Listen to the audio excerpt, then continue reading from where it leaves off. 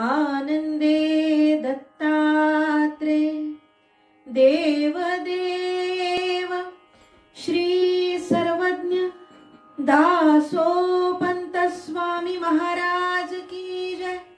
सब संतन की जय। गो माता की जय। भारत माता की जय। आर्य सनातन वैदिक हिंदू धर्म की जय।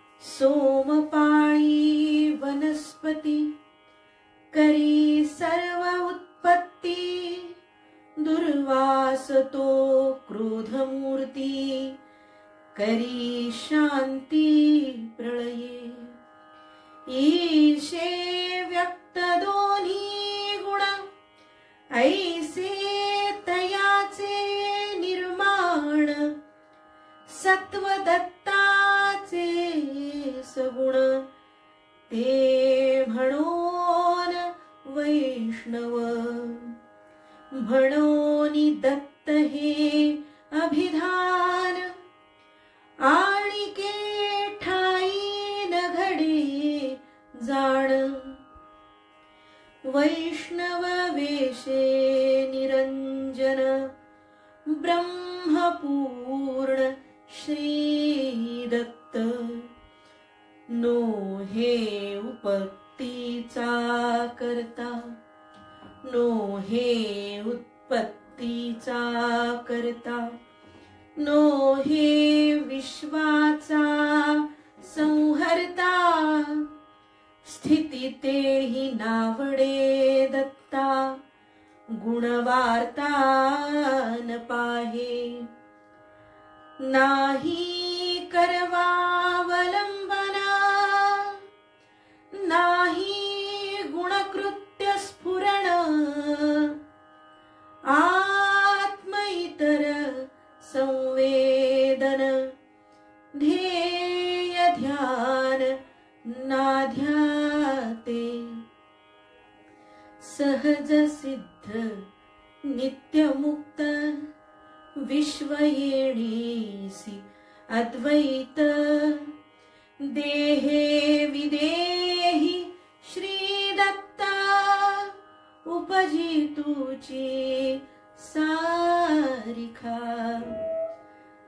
कर्म भक्ती नेणे ज्ञान गुरु शिष्यना साधन देह भासे कल्पित भान निरंजन श्री दत्तू सर्व करुणी अकर्ता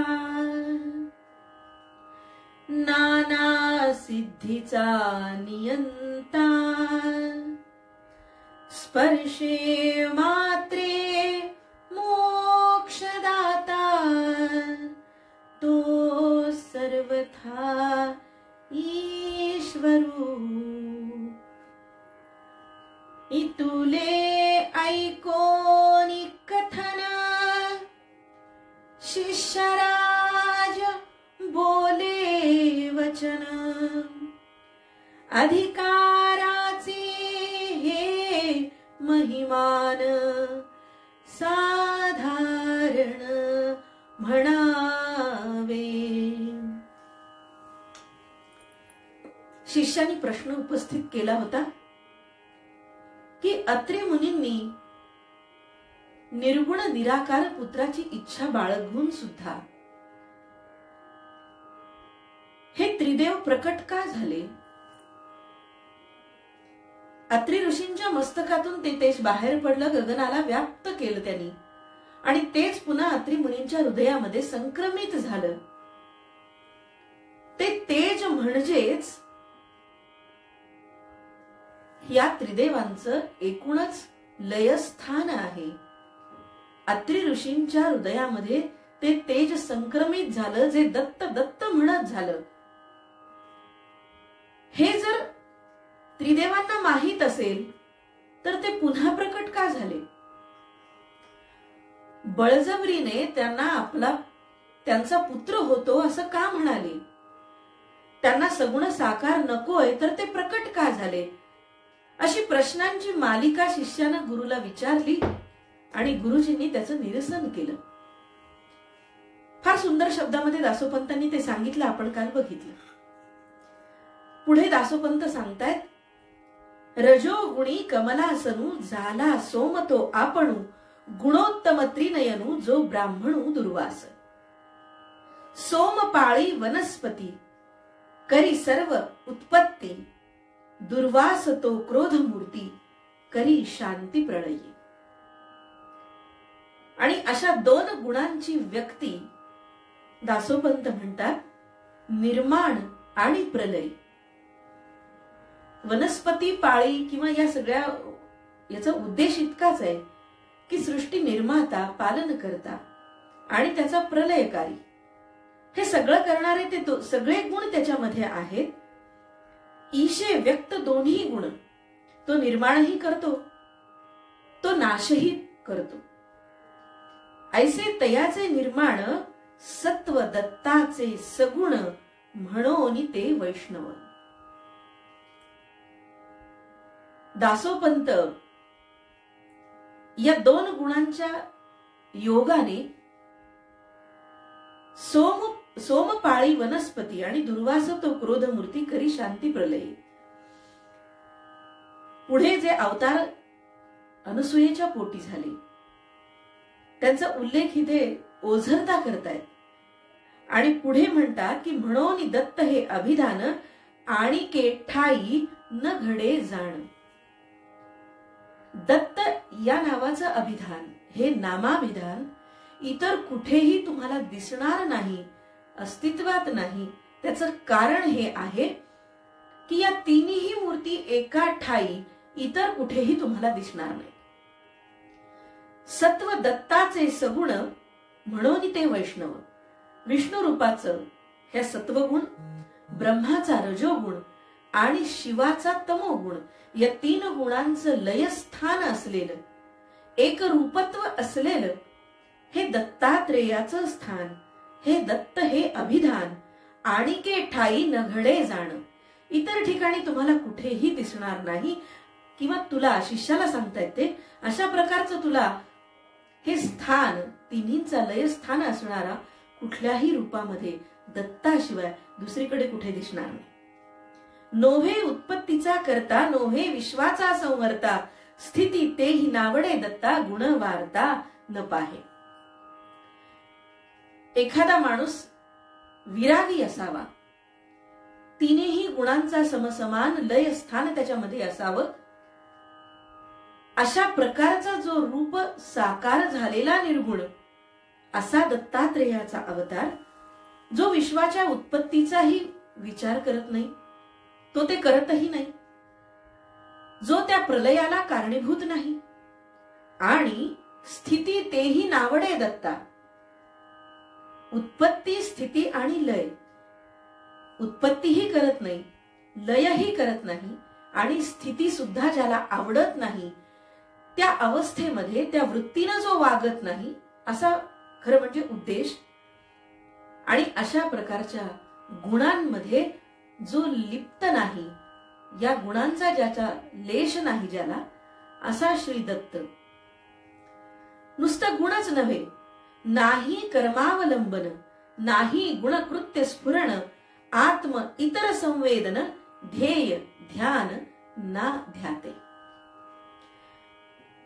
कर्माचाही कुठल्या अवलंब जो करत नाही, जो कोणत्याही गुणाने स्फुरण त्याला चढत नाही, म्हणजेच रजोगुणाने, ज्याला अहंकार आपण म्हणतो, अहंकार रजोगुणाने निर्माण होतो, तोही त्याला प्राप्त होत नाही.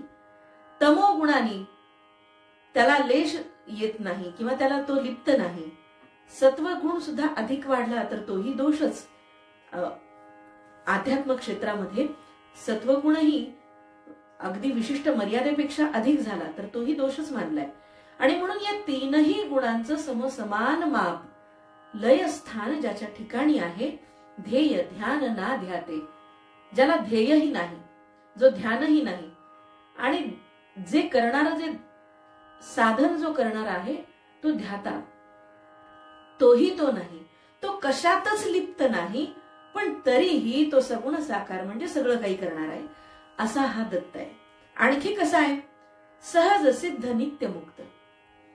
सहज सिद्ध आहे, ज्याला सगळ्या सिद्धी सहज प्राप्त झालेल्या आहेत, नित्य मुक्त आहे, तो कशातही लिप्त नाही, आणि म्हणूनच तो अखंड अहर्निशी अहोरात्र किंवा अनंत काळ तो मुक्त आहे. विश्व येणेसी अद्वैत, तो मुक्त आहे, तो युक्तही आहे आणि मुक्तही आहे. गुणांनी युक्त असूनही जो मुक्त आहे, आणि ज्यामुळेच अद्वैत अशा प्रकारचं विश्व, ज्याच्यामुळे आपल्याला अध्यात्म क्षेत्रामध्ये आपण म्हणतो जीव शिव एक, हे अद्वैत आहे. आणि म्हणून विश्व हे अद्वैत जे सांगतो, जो योग तो सांगतो, देही विदेही श्री दत्त. देह धारण केला आणि विदेही असताना सुद्धा या सगळ्या अवस्थांच्या मध्ये जो तो श्री दत्त, उपजतीचू सारिखा. दोन शब्द या ठिकाणी वेगवेगळ्या संहितेमध्ये वापरलेत. उपजितूची सारिखा किंवा उपजतची सारिखा असे दोन शब्द आहेत. अर्थात अर्थ एकच आहे, फार फरक पडत नाही अर्थामध्ये.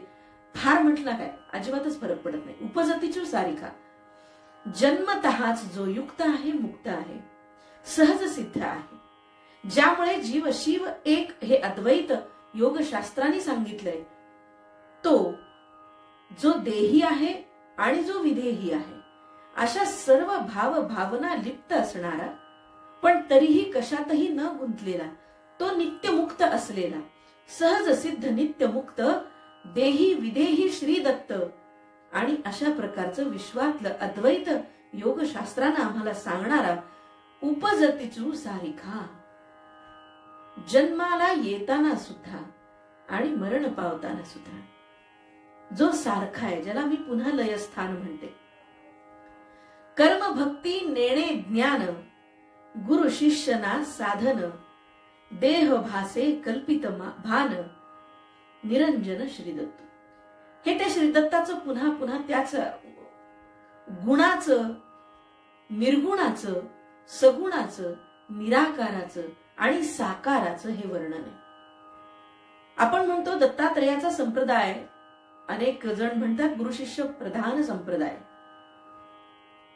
पण दासोपंत स्वतः असं सांगतायत की श्रीदत्ताचं जे स्थान आहे, श्रीदत्ताचा जो अवतार आहे, श्रीदत्ताची जी वृत्ती आहे, ही वृत्ती कर्म भक्ती नेणे ज्ञान, या तीनही मार्गांनी आपण, ज्याला आपण म्हणतो की अध्यात्म शास्त्रामध्ये, अध्यात्म मार्गामध्ये ही वाटचाल करायची असते. या तीनही मार्गाने जाताना गुरु शिष्य ना साधन, गुरु शिष्य असो, ती वृत्ती असो किंवा गुरु शिष्याचा संप्रदाय असो किंवा नसो, साधन असो अथवा नसो, देह भासे कल्पित भान, निरंजन श्रीदत्त.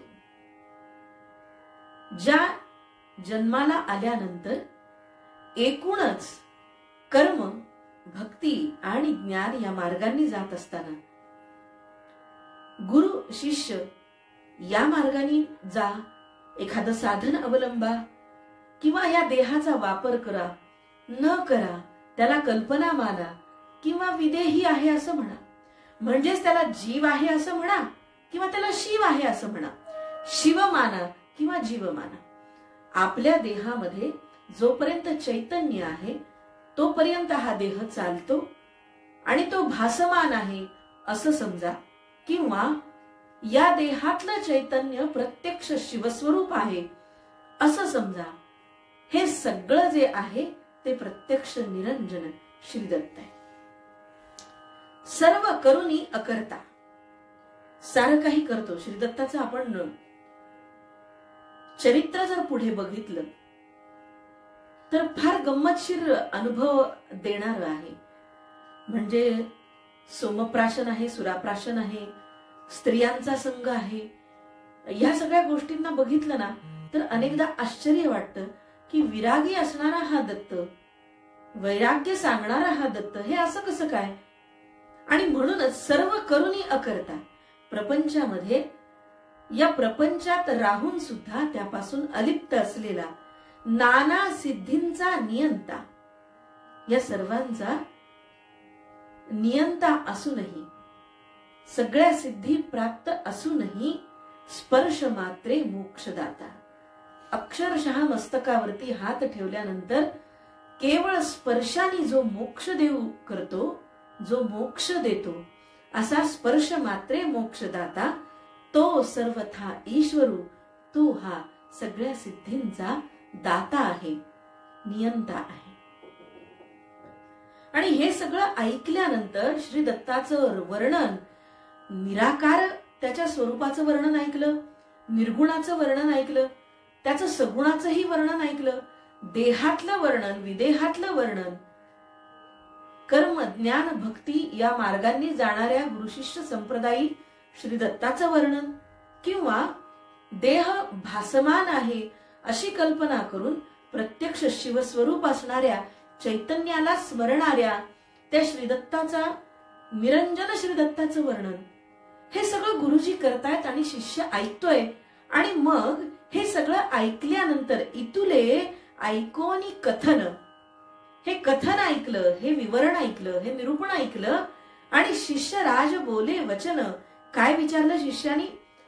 अधिकाराचे हे महिमान साधारण म्हणावे.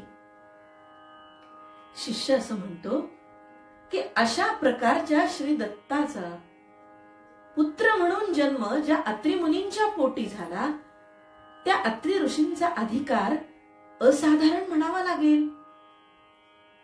कारण सर्वसाधारण पुत्राची अभिलाषा ज्यांना पुत्र नाही त्या सर्वांनाच असते, पण अत्री मुनींच्या पुत्राची अभिलाषा ही निराळी आहे.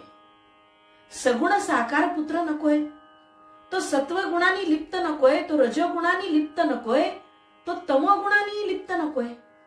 या तिन्ही गुणांचा लय ज्याच्यामध्ये समसमान झालेला आहे, एका बिंदूवरती हे सगळं एकत्रित तीनही गुण तोलून धरलेले आहेत, अशा त्या बिंदूला स्वीकृत असणारा, करणारा, तो बिंदू तोलून धरणाराही असा पुत्र अत्री ऋषींना हवाय. आणि हे वेगळेपण आहे अत्री मुनींचं. आणि अशा अत्री मुनींना असा पुत्र देणारे हे त्रिदेव, अधिकाराचे हे महिमान साधारण म्हणावे. ईश्वरू झाला जयाचा पुत्र, तयाचा केसना अधिकारू, तपे वरे जो द्विजवरू, हा प्रकारू पावला.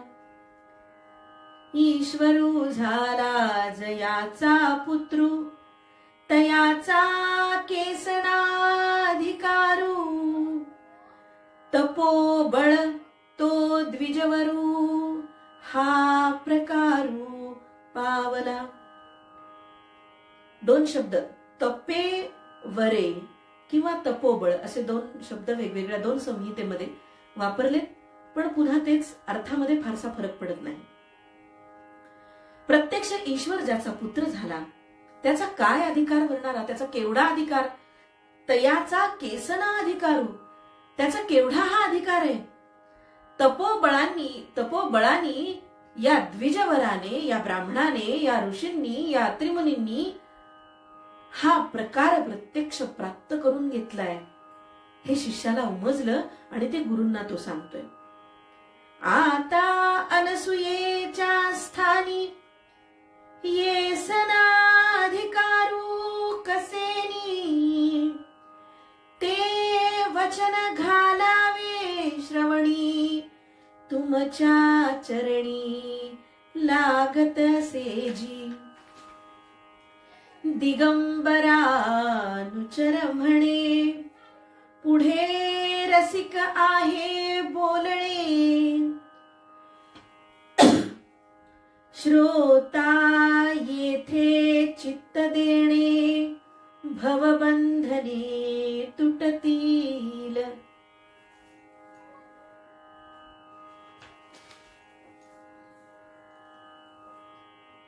शिष्य म्हणतोय, खरं म्हणजे मनातली शंका आहे. पुढच्या अध्यायामध्ये दासोपंत त्याचा उल्लेख करतायत. अत्रि मुनींचा अधिकार मान्य. अत्रि मुनींनी तप केलं, दीर्घ तप केलं, प्रखर तप केलं, कठोर तप केलं आणि त्यांना हवा तसा पुत्र देण्याचं वचन त्रिदेवांनी दिलं. आता अनसूयेच्या जागेवर, अनसूयेच्या स्थानी अनसूया जी अत्रि ऋषींची पत्नी आहे, येसना अधिकारू कसेनी.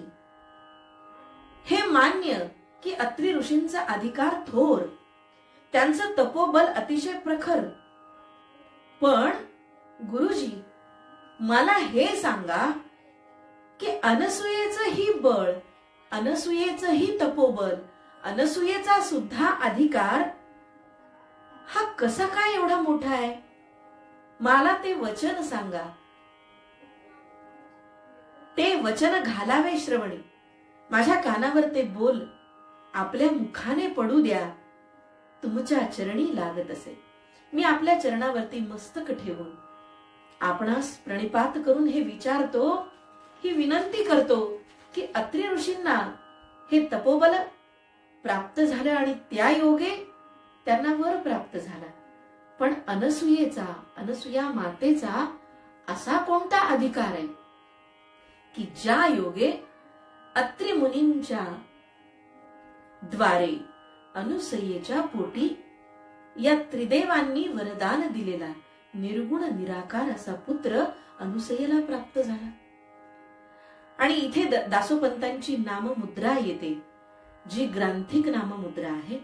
दासोपंत दिगंबरा अनुचर अशी नाममुद्रा आपल्या ग्रंथांमध्ये वापरतात. दिगंबरा अनुचर म्हणे, पुढे रसिक आहे बोलणे, श्रोता येथे चित्त देणे, भाव बंधने तुटतील.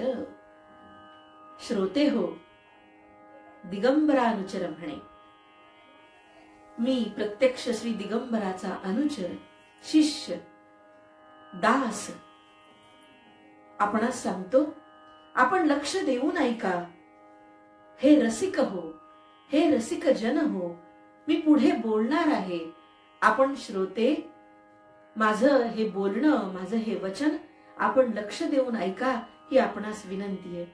इति श्री दत्त महात्मे अध्याय पहिला संपूर्ण. पहिला अध्याय इथे संपूर्ण होतो. मला हा दत्तात्रेय महात्म्याचा छोटासा ग्रंथ वाचल्यानंतर जे वाटलं ते मी पहिल्याही भागामध्ये सांगितलं. मी आज पुन्हा इथे सांगते की हे दत्तात्रेय महात्म्य अतिशय छोटेखानी आहे. काही जणांनी असं म्हटलंय की दासोपंतांनी संस्कृत आणि प्राकृत दीर्घ जे मोठं 52 अध्यायी अतिशय मोठेखानी, आपण म्हणून अतिशय मोठं दत्त महात्म्य नंतर लिहिलं. पण हे छोटेखानी दत्त महात्म्य लिहिल्यानंतर त्यांना असं वाटलं असावं की हे फारच लहान झालं, संक्षिप्त झालं, यात सगळं काही आलं नाही, मग आपण पुन्हा लिहावं. पण मला असा विचार दासोपंतांच्या या लिहिण्यामागे वाटत नाही. त्याचं कारणही मुद्दाम सांगते. दासोपंतांनी हे दत्त महात्म्य हे आख्यान काव्य म्हणून लिहिलं असणार आणि अतिशय संक्षिप्त ठेवण्याचं कारण प्राय दासोपंतांची ही रचना एकूणच दासोपंतांच्या ग्रंथ रचनेमध्ये सर्वात लहान ग्रंथ रचना आहे.